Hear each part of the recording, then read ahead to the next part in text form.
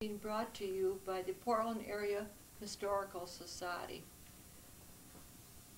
The Portland Area Historical Society was formed following our 1969 centennial, when those of us who worked on the centennial realized that there were certain voids in the history of our town that could be researched. So in 1970, our Historical Society was formed. This presentation today, as I said, is from the Historical Society, and our presenter today is Harold Lakin. Harold Lakin is a lifelong resident of the Portland area, and today he is going to talk to us about some of the history of early Portland, especially as it relates to horse owners and horses, and how horses were used in work and in transportation. We've talked a lot about the history of the Portland area, and we've talked about people, places, but seldom have we talked about the means by which people made history, and one of those means is our horses that we had. Up until the advent of the automobile and the farm tractor, horses were very important in the economy and the social life of people in Portland, as it would be all over. It occurred to us some time ago that we ought to talk a little bit about the horses as they relate to the history of Portland. And I would like very much to review the horses. I do have some background. I spent a lot of my time in my youth on a farm. I was raised in Portland, but I fell in love with a beautiful team of Percheron horses, and it led me finally to a life on the farm. And from that time on, I've always had at least a lot of love for horses, if not too much connection. It led me through, as I say at the time, all through high school, all through the grades, and into my college career, in which I became a member of the cavalry. It seemed like I was in some way related to horses all the way through. And then later on, as we moved back on the farm, we had horses to begin with before we had tractors. So it's been sort of an adjunct to my career to have horses around. To start with, I'd like to point out that we had several different breeds of horses, different kinds of horses for different kinds of work. The main horse that we had were the draft horses. They did the draft work, the heavy work, the plowing, the threshing the ground, and the heavy traffic and draying in the cities. And we had those horses with Percheron, as I mentioned before, were the mainstay of the horse population in Portland for a long time. Then there were, later on we had the Belgians come in and the Shires, and they all had a place sometime or other in the history of the horses in Portland. The draft horses were heavy horses. The Percheron sometimes got as high as a ton in weight. And then we had a medium-sized horse, and they were the Morgans and the Hamiltonians. They were used to do a little work, a little heavy draft horse, but they were principally used for driving and riding. And then we had the rather light horses, the advent of the scarcity of horses during World War II, World War I, and the Army taking a lot of horses away from the community. The horse buyers from the Army came in and bought horses right and left, and some of the people, in order to satisfy the demand for horses, brought in Western Mustangs and Western horses. One of those importers, so to speak, was Henry Kenyon, who lived out in Chippewa, who brought in a whole carload, a whole train carload of Western horses and sold them around. They were a little bit difficult to sell because farmers just didn't want that slight of horse. but they had to have them because they needed the horsepower. And another figure in the horse history report I'd like to bring before I forget it is Fred Jarvis. Fred was a horse buyer and seller. He's a drayman. He was instrumental and identified with the horses in Portland. Fred was not only a horse lover and a horse dealer, he was a man around town, loved and was a humanitarian in many respects. Sometimes I think that Fred was quite instrumental in town and the history of town. People who couldn't borrow money, for instance, from the banks of Portland, could borrow money from Fred. And I had the privilege of looking at some of his journals and his books, and I noticed quite a few times that people would borrow up to $50, sometimes $100 from Fred, and Fred could do it to people that couldn't get money to bank, and I'm sure Fred did a real service to Portland on account, and later on Fred became mayor of the city before he eventually died. Included with the horse world, so to speak, we had other economic development and concerns with horses, and a lot of people employed because of horses. Men that had to drive the horses, the men who had owned the drays, and in addition to that we had veterinarians, and we had horse stables, feed barns, buggy makers, blacksmiths, shoed the horses and put irons on the wheels of the wagons that needed, and made bobsleds and all that sort of thing. So just because the horses were here doesn't necessarily mean that the horses were the only ones involved, because a lot of people were involved, and a lot of the economy of the country was dependent on horses and related to horses. I like to think of the time when we had horse doctors. At that time, the veterinarians were principally, well, we used to call them horse doctors. The term veterinarian was a little late in the history of Portland. Probably not until Dr. Griswold came to town did we start calling them veterinarians. Dr. Griswold was a well-educated man and he used the word veterinarian in describing his work and given his title. Before that, everybody was a horse doctor. Several of those people were very prominent in Portland, of course. They doctored the horses. They did do very much doctoring of other animals, other farm animals, and none of them did any small animal doctoring. Mostly as horses, and horses had different kinds of ailments. I think of spavin, things that used to happen if they didn't get the right horse collar on, and they had the ring bone and the scratches and the fistulas, several different things that happened to horses, and colic, and horse bots. All these sorts of things were common, and the heaves were very common.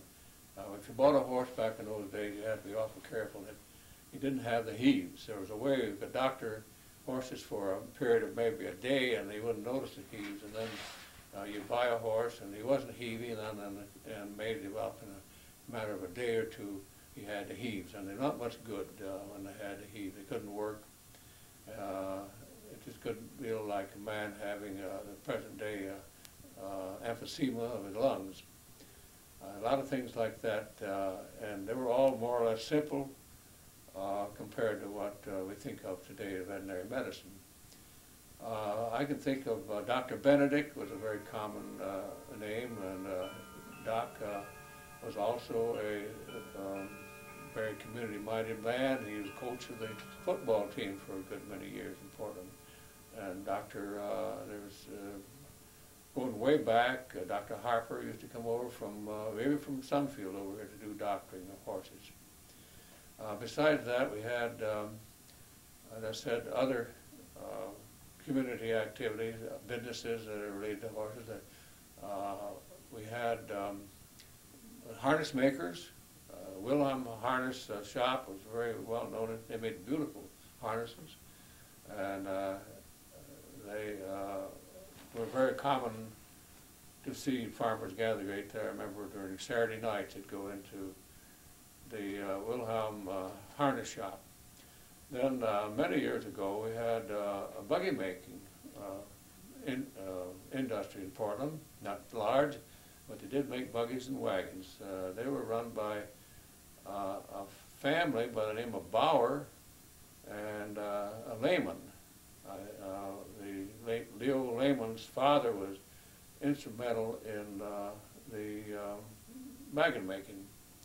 Then in addition to that, part of the business of having horses around was somebody there to propagate the horse race. They had to have stallions. They had to have the mares bred so we could have new colts, fillies. And they were run by one prominent man, as I can remember, was Glenn Benjamin, who had a Shire. A Shire was a very, very important horse, draft horse. He also had a Hamiltonian that was a driving horse. He could be ridden. I don't remember any instances where we had ponies, stallion ponies, but we did have ponies around, a few of them around town. I can remember that the Emrys had a pony, very common around town. His name was Buster. Buster, everybody knew Buster, and it was ridden, driven and ridden by the Emery family. The Pryors out east of town had ponies that they drove to town, and there were a few scattered ponies around, Shetland ponies. They were playthings, more or less, because they're not big enough to work. Then I have to point out the fact that we had, up until about 1920, in the early 20s, horses were the dominant power, traction power. And then the tractor came in. At first, not well received by farmers because they said they couldn't. Nobody could get out and really do any work with tractors. They had steel wheels that packed down the soil, and you didn't have any equipment that could fit the tractors. They were very skeptical about accepting tractors. So the horses kept on as a dominant power on farms and in the city until the late 20s, when after a period of time when farmers commenced to make doodlebugs out of old cars, and they found that they could use tractors, and the doodlebugs had rubber wheels and rubber tires, and that helped so it wouldn't pack the soil. I can remember that a family by the name of Roach that lived west of town, as a matter of fact right across from our house here, he shifted from horsepower to tractor power by buying what they call a Bates steel mule. A Bates steel mule was just two sets of wheels with an engine in between, and you hooked on your farm horse-drawn equipment onto it, and you drove the machine with lines. The lines are hooked to levers, one lever for shifting of the tractor, another lever for the gasoline accelerating it. And you sat back on the plow like you would a horse, and you drove it like you would a horse. It didn't last very long before people just said it didn't work. Another thing, talk about the Rhodes family. The Rhodes so loved his horses, a good team of Morgans, a bay team of Morgans. And he loved very much. And when he finished farming, rather than have anybody else own those horses and abuse them maybe, he had a man in town take them out and shoot them and bury them. I always thought about that. That's the element in the love of horses as demonstrated by Mr. LaRoche. I think in terms of the horses as they relate to the history of Portland, and I can't help but think that for a long time we had a certain amount of loyalty and attachment to horses. And I don't think we ever lost them. For a while, we didn't think too much about horses, and later on, with the Smiths being instrumental in this sort of thing, Marge will tell you that they started the riding horse enthusiastic group here in Portland. I can't tell you just when. Marge, you can say something about how you and Labe Smith, your husband, started a riding of fun or recreation development in Portland. I think it'd be interesting to speak about that for a little while. Okay, I guess I'd have to say, as I recall, I think that the riding club began at about early 1940s, and it was a very informal type of organization. The horses were, in most cases, just grade horses, and started out with just people getting together on Sunday for a pleasure of a ride of some kind, and maybe a picnic. And as time went on, over the years, starting in 1940 and 50 and 60, people became more interested in upgrading the quality of horses that they had. So they moved from grade horses into registered Arabians and registered quarter horses, and occasionally a registered Morgan. And it was this group that started the rodeo and building the arena, which was in that valley area in back of TRW. Mm-hmm. And for 4 or 5 years we had quite outstanding rodeos in this town, and people came from all over the Midwest to attend the rodeo. It's really a shame in a way that the arena is no longer there. But now the emphasis is on horse shows. Mm-hmm. And the Portland Riding Club has built a very fine arena over on Bogues Flats. And once a year on Labor Day they have a large horse show. Yeah. And people come from Illinois, Wisconsin, Ohio, Indiana, and so on with their horses. And they come not only to get points, but there is a little monetary gain there too. Well, that just goes to show that we haven't forgotten horses entirely. They say today, and I have no way of checking it, that there are more horses in Michigan than there were back in 1910. But it's in a different kind of horses. It's, as Marge said, it's riding horses, horses for recreation mainly. I'd like to speak a little bit on the Morgan horse. The Morgan horse was developed in the Boston area by a man by the name of Morgan, and we don't know exactly how it all happened, but through his selection and breeding of horses, he developed what we always call a chunk, a medium-sized horse that was dual purpose. It was a good riding horse, a good driving horse, and it could do work. It could plow and it could drag, it could do all the things necessary, not to the extent that the big draft horses did, but it was a good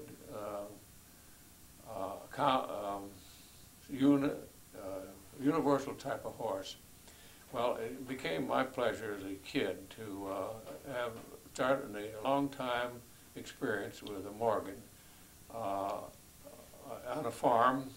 I was introduced to farming when I was about 12 years old, and one of the first things, the first summer I was on the farm, we had to drive cattle from the Portland area clear to Sunfield. And we took a team of horses along, and one of the mares, a team of mares, and one of them was had a colt. and the colt was just becoming a year old and just ready to be ridden. And I asked and got the permission to mount the mare colt filly, and that became a starting of a relationship with a mare colt called Bird. Bird finally became our family, my own family's chief form of recreation when we moved back to Portland after I was married and had a family. Bird was loaned or given to me, to the family, and we kept her around for several years here. And I think of this so many times. Bird never broke out, and she never got away from our place. She was, we worked her, we cultivated with her, we drew logs, the kids rode her. She was a boss of the herd of cattle we had. She just took over and bossed them, that's all there was to it. And very good keeper. Well, about one time she did break out, and she went back to her old stable about 2 miles away at the Rowe farm, and got into the barn, into her old stable, and was found dead in the morning by Mr. Rowe. I kept thinking, I can't think, they say that elephants always return to their home base to die, and I keep thinking about Bird Horse, how she did that very thing here. She was 31 years old when she did this. Very old age for a horse. Different things, snatches of my reminiscence of the horses in Portland. I can remember that horses did die in Portland. You wonder what happened when a horse died. Well, somebody on a stone boat with a team of horses went to the place where the horse died, and they put him on a stone boat, which is a flat plank, piece of planking that had hooked up to the horses. And coming through town, down through the residential area, down through Main Street, across the upper bridge, usually across the upper bridge, here's a team of horses and a man driving them with a horse on a stone boat, a dead horse on a stone boat. The horses were taken one after the other, and over my childhood, I suppose I've seen as many as a dozen of these horses, a funeral, so to speak, for horses, and usually a bunch of kids walking on behind, very curious about the whole thing. It must be at least from a half a dozen to a dozen young fellows trailing behind, walking in the dust of the old stone boat, following the man that's drawing it up to down Market Street to about at the up Market Street, about where the pit, the sand pit is there now, and there was a horse cemetery there, and we used to watch the internment of these horses, the dead horses, and it was a common thing to be, not too common, but if you lived in Portland, a small town like that, ultimately you had the experience of seeing a horse funeral, and always stuck in my craw ever since. I've seen those as a kid. Harold, do you remember the racetrack? I think it would be, I've seen it in the old maps of Portland. I believe it's on the east side of the Grand River. I don't remember the one there. I remember that where the city complex is now, approximately where the filtration plant is, there was a set of buildings there with a street down through them, a set on the riverbank, and a set across the street on on the west side of it. A kind of a street, like you'd say an old western town would have, and in this set of buildings was what I would say was a judge's stand. There was on the top story, the two-story building, there was an open sort of veranda up there, and a place that would be where a judge or judges would stand for races. And I do remember that it was said at that time that there was a racetrack there where it would be on the flats, on the boat flats. That much I can just remember seeing. A man by the name of Franks owned the place at that time, and these old weather-beaten buildings were there at the time. Do you remember at that time, in the history of Portland, if Was there any objection to horse racing on Sunday? I don't remember that, but I knew that there were horse racing. Were the races informal? usually, what time? What day? Or Two probably young fellas and they're with buggies would start horse racing. They'd start just like they do now with automobiles. They start racing to see who had the better horse. But nothing organized. It was more or less well, like they do now with automobiles. A couple of guys challenge each other, you know, and they had those horse races. But mounted? No, I don't remember anything of mounted horses, except in high school. I rode a horse from the row farm to town to high schools over one season, I remember, and I used to get challenged by a few of the other fellows that rode horses. One of them was Lucinda Monroe, rode a horse to town, to high school. And I think one of the Carpenter boys rode a horse, and I don't know if I ever participated in a horse race, but I was challenged different times because of that. We had a lot of fun with horses. I had my father's business required that he have 3 teams of horses. The horses were used to go on the area around here, all of the country stores, Berlin Center, Tremaine's Corners, Sunfield, Mulligan, Eagle, all along the small stores, a lot of Collins was one, East Chippewa store, and pick up eggs and butter. He was in the commission business, and he had 3 teams of horses with wagons, and they went around and gathered these horses, this butter and eggs that were taken in on trade to the farmers. I can remember very well in the wintertime we had 2 drivers. One was a fellow by the name of Peak, and the other was named Stringham. One of them couldn't bear to be out without having his feet all bundled up.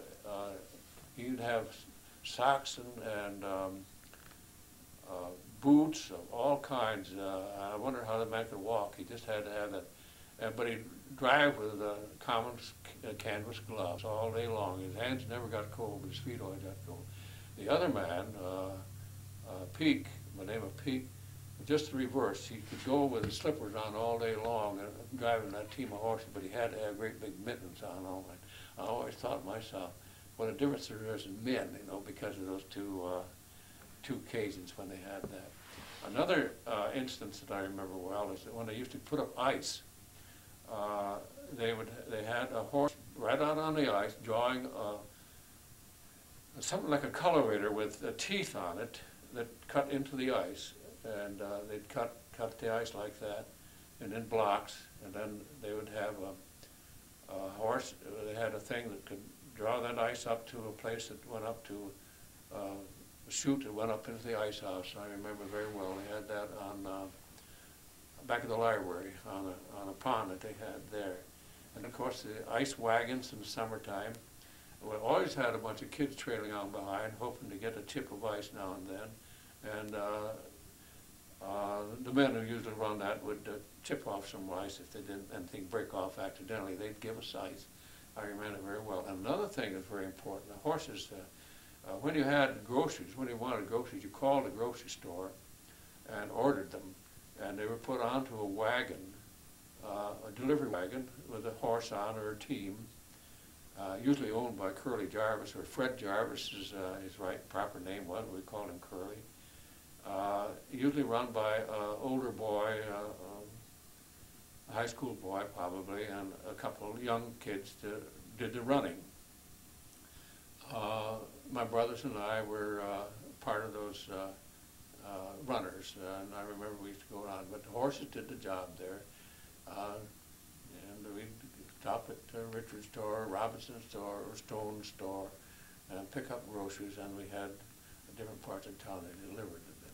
Horses were there. And another important observation I made, reminiscence I should say, was Alf Allen. Alf Allen was a dead ringer for President Taft. He had a big goatee or mustache, and he ran a plug hat, and he had a hack, we called it. It was a buggy arrangement, and he always met all the trains in town. And Alf Allen would call out as the people that left the train. He'd call out his, and he had transportation to the Divine Hotel or into Portland. And he always had beautiful horses and drove what they called a hack back there. Where was the depot? The depot was right across from Builder's Lumber and Supply. Right there, well, I guess there's just one building left, the Builder's Lumber and Supply. I would call it a bargain store there. That's only part of it. It looked like a long ways over, of course, through the mud and the dust. It was just a dirt road into Portland down what they call, I think it's River Street or Market Street there now. But always there were horses there waiting for the picking up the freight and so forth like that. Why would there be many passengers getting off the train there to come into Portland? What kind of business would those people have been in? Were they salespeople or? What they call drummers. Drummers was well, they were actually, as I said, traveling salesmen. The only way they got from town to town, of course, was on the train. And we had 2 or 3 trains a day coming into Portland.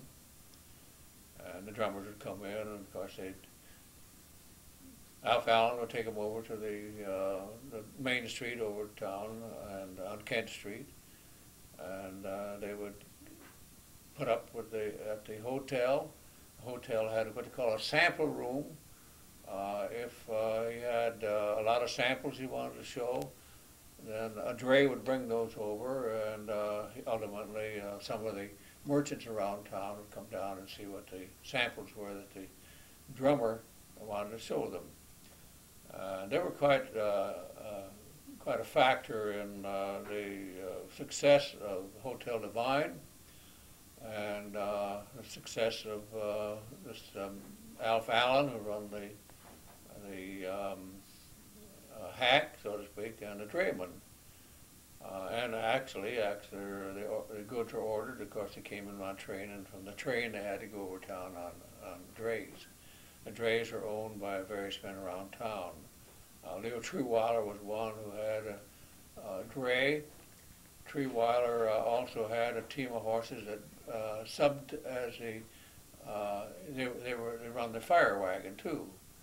And the minute that the fire whistle blew, Leo would run his horses to the fire barn, which is across from the city hall. And they'd hook onto on the fire wagon, and away they'd go to the fire. Horses were, if you want to go any place or do anything, you did it with horses back in those days. And not only in the days that I'm telling you about, when horses were important in the early pioneer days. Example, in my own personal reference, my great-great-grandfather Green, who homesteaded at near Collins, went to, when he'd want something special, would go clear to Detroit with a horse, riding a horse, and with a horse and a pack horse. And at least once or twice a year, he'd take time to go down there, taking whatever products he had, probably maple sugar or something of this kind, and barter furs maybe for whatever was necessary where they couldn't produce at home. My grandmother said one time the first time she ever saw any white sugar was when Granddad Green packed a bunch of stuff he wanted to bring back in a barrel, in a wooden barrel, on his pack horse. And when he came home, when they unloaded, they found a few dregs of white sugar in the bottom of the barrel. And my grandmother said that's the first time she'd ever even thought of or heard of white sugar. It was during that time. And horses were, of course, important in the people who came here, either by oxen teams or, well, by horses. Some came by river, of course, back in the old pioneer days, the early settlers. But horses there again, very important, and were used and kept and bred, and was a very important part of the community and development of our community here. Harold, do you remember the horse barn? I guess it was called a horse barn, that was sort of a cooperatively owned between the Congregational Church and the Baptist Church. Yes, I believe do. it was on Warren Avenue. It was on Warren Avenue, and it was a shed. Mm-hmm. And when you came to church, you drove the horses in the shed. I don't know how many horses there were, but about where Mrs. Bywater, That's right. that area there had horse sheds for horses. I don't know what churches. I think it probably was originally Universalist Church and the Congregational Church probably had it. Mm-hmm. And it might have been some of the other churches too. Yes, I remember those. Ultimately, of course, they were taken over, automobiles took over, and they were destroyed, something torn down, I guess, by, I think Dell Packard tore one of them down up there on Warren Street. Yes, I do remember those. By the time you reached high school age, and we didn't have any busing at that time. That's right. Did some of the high school students still ride their horses to school and put them in the livery barns during that time in your life? Yes, it did. I lived out west of Portland 2 miles, and the Shook girls who lived another 4 miles out drove a buggy and picked up the Melstead kids and came to town, and usually picked up a Kenyan girl, and if I was fortunate, I got a ride with them to come into town. Most of the time I walked, or as I said at one time, I did have occasion to, I had the use of the Emery riding horse and rode the horse into town. But there were kids coming from all around town and putting up in the livery stable. And quite good business for the livery people too, because all the high school kids and some grade kids drove buggies into town. Some of them rode, most of them were buggies. And they always were kind of cooperative. You picked up people on the way into town. And I was fortunate enough to ride with Frances Cook when she came into town, and saved me a chance of walking, although I did walk quite a lot of the time. But all around town, the people came in that way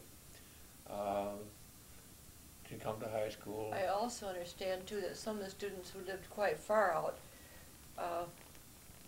boarded in Yes, town. they did. They would have their parents bring them in on Sunday afternoon late, Yeah, and they would board with folks in Portland. they did. Then go home on Friday night. Yeah, they really had to do that because it was just too far, and the roads weren't always good, you know, back in those old days. It was quite a chore in the spring to come down through the muddy roads into town, and in the wintertime to come through the snow. That reminds me of the fact that they used to have bobsleds. Farmers in the wintertime, of course, changed from wagons to sleighs, and it was a very common thing for the kids around town to jump bobs, as we call it. We'd jump bobs and ride out in the country, maybe quite a ways, and we didn't know we'd ever get back again, but finally somebody would come back the other way going into town, and we'd jump their bobs and go in. Once in a while, one of the farmers didn't like it, and they'd horsewhip us until we got off. But generally, they were quite congenial and didn't mind us riding on the bobs. I wanted to mention one thing. You know, the conversion from horse conveyances to automobiles, of created quite a concern among farmers who, you know, the drays, these sleighs were narrower than the automobiles, and when the automobiles finally got to of some importance, they would make ruts in the road out wide, and then when you try to come down through there with a wagon or a buggy or a sleighs especially, you just couldn't track in the same tracks as the automobile. And one of the things that the blacksmiths used to do was the farmers would come in and they'd widen the sleighs. They widen out the tracks of the sleighs so that they'd conform to the width of the automobiles. The automobiles had a standard width of maybe 4 or 5 feet. I don't know just what it would be now. And of course the sleighs are narrower. I remember an old peddler at the Russman blacksmith shop. He had a wagon, cart that he traveled all through the country with goods on it he sold to the housewives. And it was narrow. And he was very, very perturbed. And I remember how he swore because of the darn way the roads had changed. And he spent 2, 3 days or more, as I remember, at the Russman blacksmith shop, widening his cart so the wheels would conform to the width of the automobile.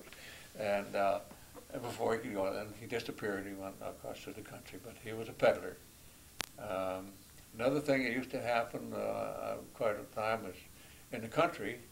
I said we used to peddle groceries in town, but in the country we had a Patterson store, both here and in the east in Collins, and we did have one here in Portland too. The Havens family were on a grocery route among the farmers.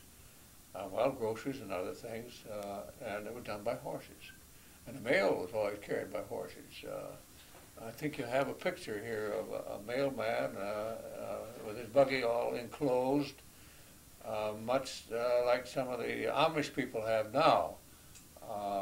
Buggies all enclosed, and usually so that you could put a lantern in it, and it would keep you warm while he was driving.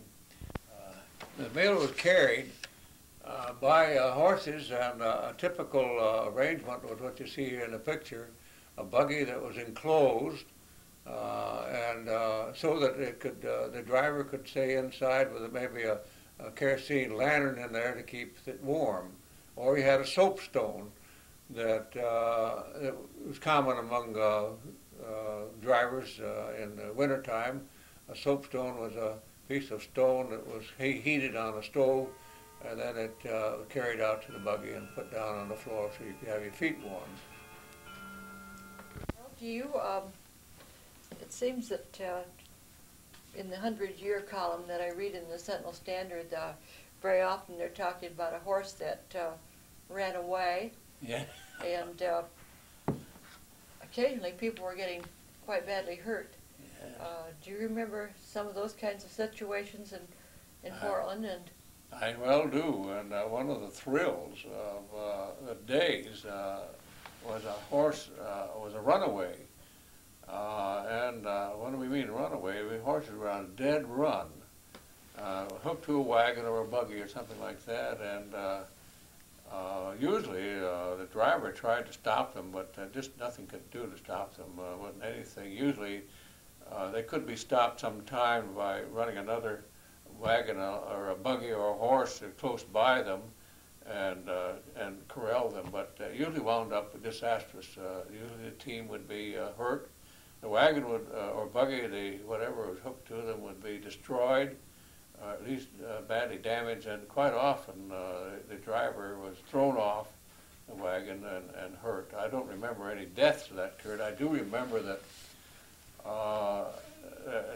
at times there have been accidents with horses. Horses, as I said, we all loved horses, but sometimes there were horses that were had a mean streak, so to speak, and they kicked.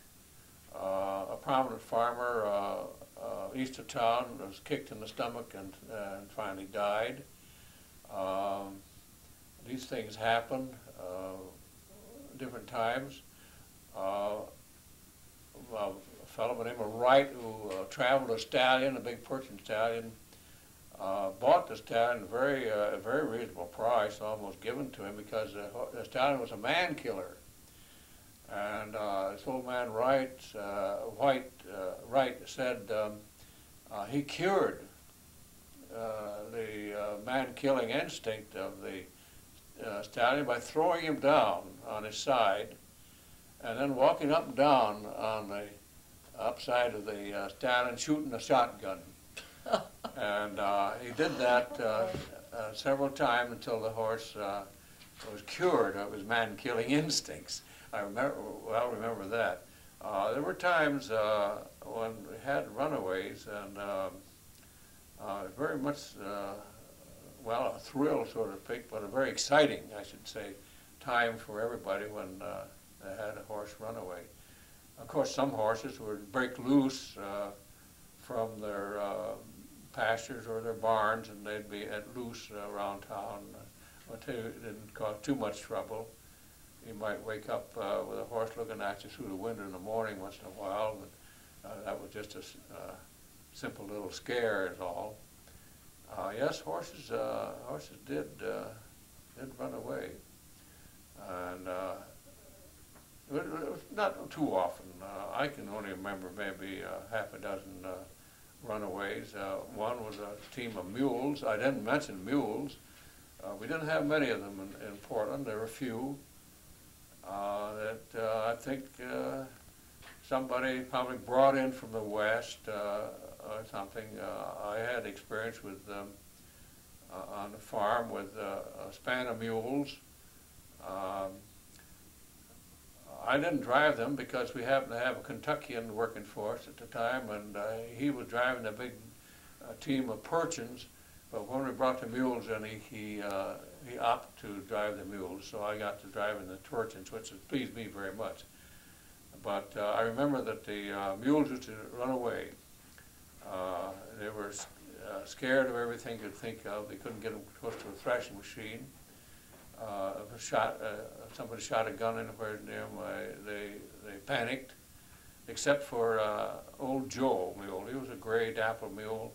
I used to cultivate with him, and I always remember that Joe, at noon, whether the whistle blew or not, of course we're out in the country, you couldn't hear the whistle, but at noon, for some reason or other, he always stopped and brayed. And that meant that no matter where you were, in the middle of the field or not, you turned right around the row and went back to the barn.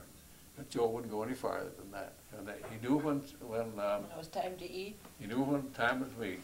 One thing I learned about mules was you could work them hard all day long, and turn them out into the barnyard and let them roll a couple times and go right back to work again. It seemed like they rejuvenated just by rolling around on that. And a mule never floundered. He never drank too much cold water. Matter of fact, I don't know anything ever happened to a mule that made him sick or anything. He's pretty darn sensible. You know, they used to use horses in the artillery and the armory because mules are too darn smart. They wouldn't go into the war area, combat area. They were scared of guns, fire, and everything else. The mules were, but horses didn't pay any attention to it, so they always used mules. We never had too much experience around Portland. We used to have a pair, I think Fred Jarvis had a pair of what they call Missouri sugar mules. They were the bigger, heavier ones, but most of them were light mules. I don't think that in my experience it's more than maybe 2 or 3 spans of mules around town. They were not popular.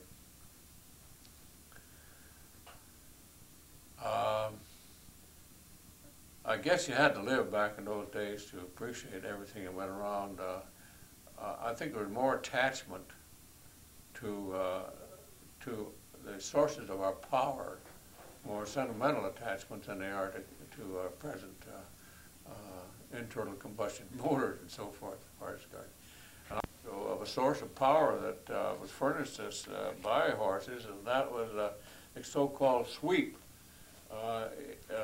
If you didn't, before we had belt power even, you had a a way of hooking the horses to a sweep. In other words, a pole that turned the gears, one end of the pole told the gears in the center of the circle, and the horses were led around. Usually, they just started them off and they kept going and going around and around and around, and in that process of going around, they turned the gears that would run some of the machinery that they needed. They used to use it for thrashing sometimes. They used it for, well, cutting up fodder, fodder cutter, different things like that, and even in moving buildings. Even in moving buildings, they had a sweep that horses, what do you call a capstan, with ropes and chains on it, and by driving the horses around and around and around, they would move a building very slowly, but surely, move the buildings. These were different ways in which you converted horsepower to the mechanical power that was necessary. They say that they had treadmills for horses, but I've never seen one of those. They would be used to do light mechanical work around the farm, usually. All of this was a way of reducing man labor and the burdens that men had. So horses are very important in our history. I'd like to speak one farther. I keep thinking every time I think of horses, I have to go back and think of Fred Jarvis. Fred Jarvis was a horseman. He was probably the only man in town that could deal with gypsies. And gypsies would come into town once or twice a year with a flock of, we used to say, skinflint horses, horses that were doctored up or old and decrepit in some way or other, and they always tried to trade them off, and were successful in some cases, but whenever they came into town and somebody told them, or Fred Jarvis showed up, they quickly moved on because they knew Fred had the business of horse trading pretty well under control, and the gypsies didn't have much chance. Very seldom did a gypsy have a chance to put anything over on the people in Portland. I like to, I remember we had purebred Perchins. We were very interested in getting purebred Perchin mares, and we were bought those from a family by the name of Cole over at Ionia. He was a Buick dealer, and he owned a farm south of town. It's right by Myers 50 acres there, right across the road. And he had Perchin mares, and I remember the first purebred team of Perchins that we had in our neighborhood came from the Cole family that was very prominent in the breeding of horses, and especially Perchins. We had a Shire, a pair of Shires, and we didn't like them too well. We got rid of them just within a year or two after we had them. They were big-footed, and they just didn't fit into our operation, and we sold those. But mostly we had Perchins and a Morgan Perchin cross. We had Perchins were dapple gray, very beautiful horses, who became white after they were aged, and mostly black and some tans. The Shires were tan horses, tan-colored horses.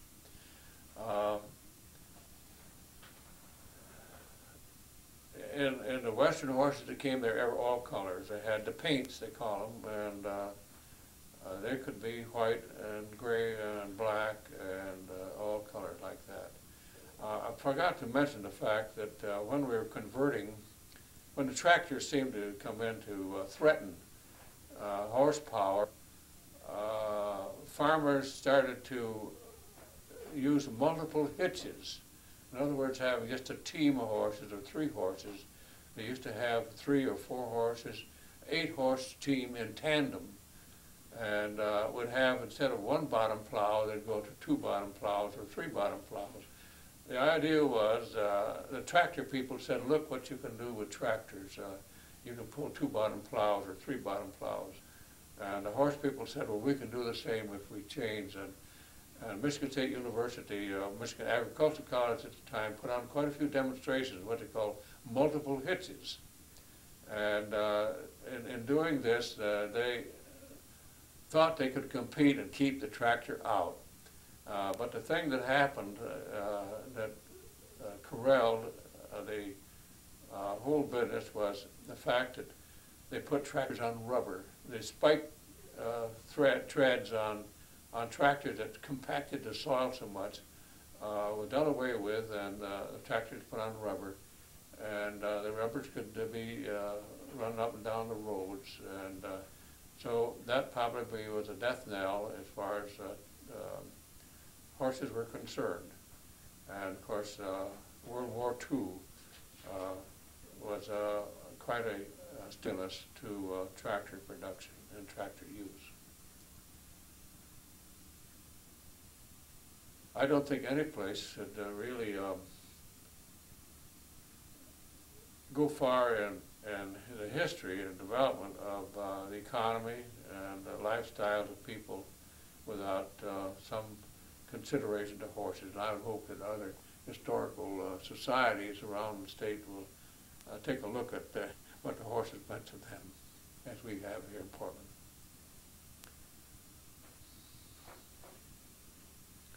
I guess that's about it, unless you've got Main Street, Portland, or Kent Street, at approximately where the traffic light is on Grand River Avenue, looking south down Kent Street. I think it would probably be about 1910 in the wintertime, and it shows some of the horses. They were not allowed to hitch horses on Kent Street. They were allowed, of course, to come in and pick up whatever they had to pick up, or to deliver whatever they had to pick up. But the hitching posts, so to speak, where they could leave horses during the day, where if they're not in a feed barn, a livery stable, then it was on Back Street. And Back Street was lined, or Maple Street was lined on both sides, now where the sidewalk is. And they had hitching posts, rail, matter of fact, all along there. Then if you had, you usually had in front of your house or your business place, a steel or iron post, and sometimes made of stone, but it had an eye on the top of it where you could hook the horses to them.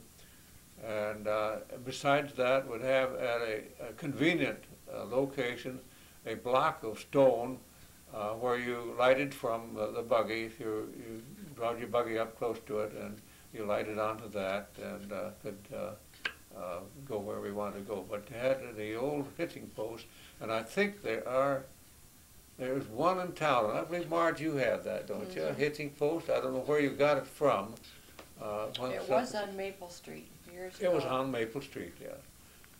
And I remember that the horses were slanted downhill toward their front. They would paw the ground, and that's all dirt then. They would pound those, would paw the horses until they had a hole dug there, and the horses would always slanted down like that toward the hitching post. And the buggy, of course, would be out there. And on a Saturday, especially, a Saturday afternoon, it would be clear full of wagons and buggies, and sometimes single horses hooked up there. That was true all down Maple Street from Grand River to Academy. You'd have those up, and then there were hitching posts more or less on the south end of Kent Street, about where the City Hall is along in there. But on between Bridge Street and Grand River, they didn't allow horses to stand all day long there. As I said, you could drive up to the store and pick up your groceries and go, but you couldn't tie your horse up there all day long. You had to go on back street. It was very interesting on a Saturday afternoon there because everybody came into town to do the trading and took their horses up on back street. This carried over until the time when they had the automobiles and finally the pavement in Portland, and up to about 1935, it was very common for people to come in on Saturdays and do their shopping and park their automobiles and do a lot of visiting. As I said before, Wilhelm's harness shop was a very important and common place for men to meet, along with Barton's implement store and Banfield's furniture store was another place that people come, but mostly they were on the streets talking and visiting with each other. Okay. Harold, doctors were very particular about their horses, and they had to be, have reliable horses, and sometimes doctors hired drivers to get them out to see their patients. Do you remember Yes, that? I do, Marge. In fact, I was a driver once or twice for Dr. Allen. Dr. Allen kept his horse up on back of his house there on Academy Street, as was the case by a lot of people in town having, if they had horses, they had a barn and a loft and a barn for the hay, and usually sometimes they had a cow to furnish the milk for the family. But there were a lot of horse barns back in those days. There's still some in town. I think the Allen, Dr. Allen horse barn is still there on the street, on the alley off from Academy Street. Dr. Alton had a horse barn, and in the early days he had a horse that he drove himself mostly, but later on he had a lady by the name of McNeil do his driving for him. Dr. Martin, who lived up where the City Hall is now and where the brick addition there, it was a paddock.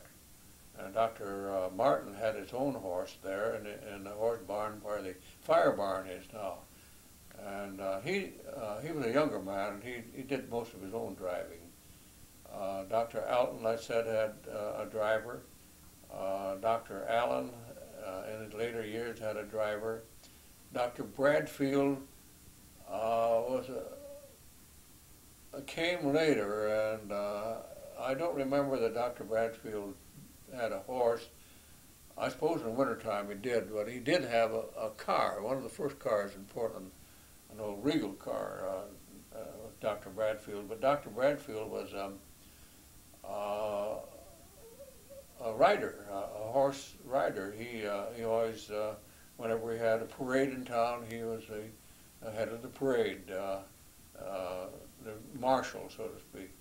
I remember very distinctly he used to sit on the horse and drive up there. He had some experience in the Army, and back in those old days, as a matter of fact, up until World War II, all officers in the Army had to learn to ride. And Dr. Allen, Dr. Bradfield, I don't know what branch of the Army he was in during World War I, but anyway, he was capable of riding. As all officers were at that time, and I used to say, boy, someday I wished I could be the man that could be the field marshal of the parade, but I never got to be, of course. I did have experience in the cavalry, and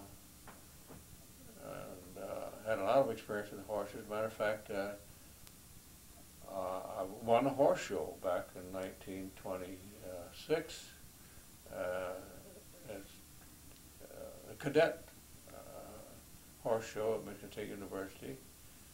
always said wasn't that I wanted. I thought a little horse I had, a little Morgan horse by the name of Joe. Joe was a perfect gaiter. He had a perfect walk, trot, canter, and charge, or run gait. And I guess most anybody could have won. At least I did. He could jump, and I said he was had a perfect gait. All gaits were perfect, and you're supposed to have, if you could start with a trot, or a canter, or a walk, or a run, you could accomplish a mile in a certain distance, a certain time. And on night rides we had down there, I would win those hand down because Joe had perfect gait. And I would ride Joe out in the on night rides and get lost. We'd get out and get lost and see if our horse could bring us back to the stable, and Joe always did. And that it just demonstrates the attachment that a person can have with horses. And I don't know whatever happened to Joe. Of course, he became Foxmeat someday or other, but I always remember that Joe horse that I had in the cavalry.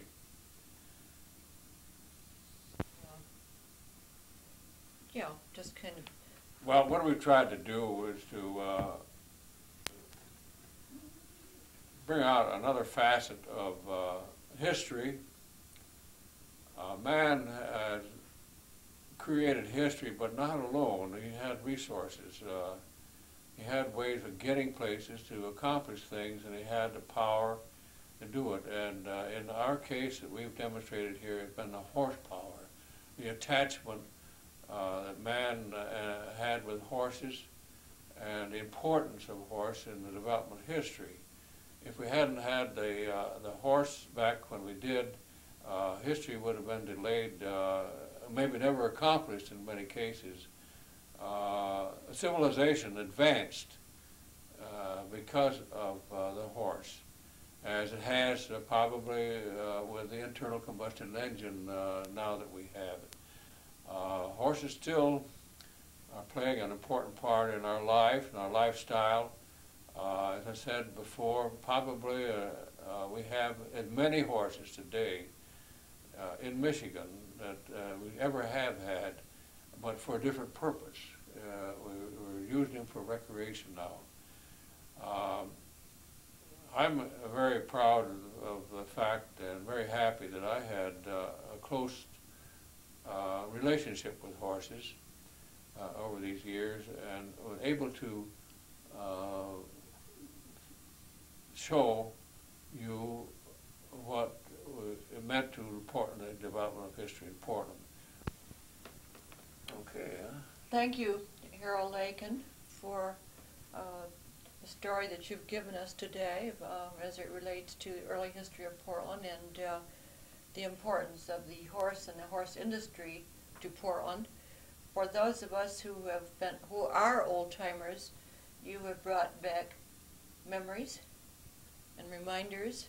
And for those of you who are part of the listening audience who are too young to know about this part of our history, I feel very certain that you have found this interesting, and perhaps it fills some voids in the history of our community.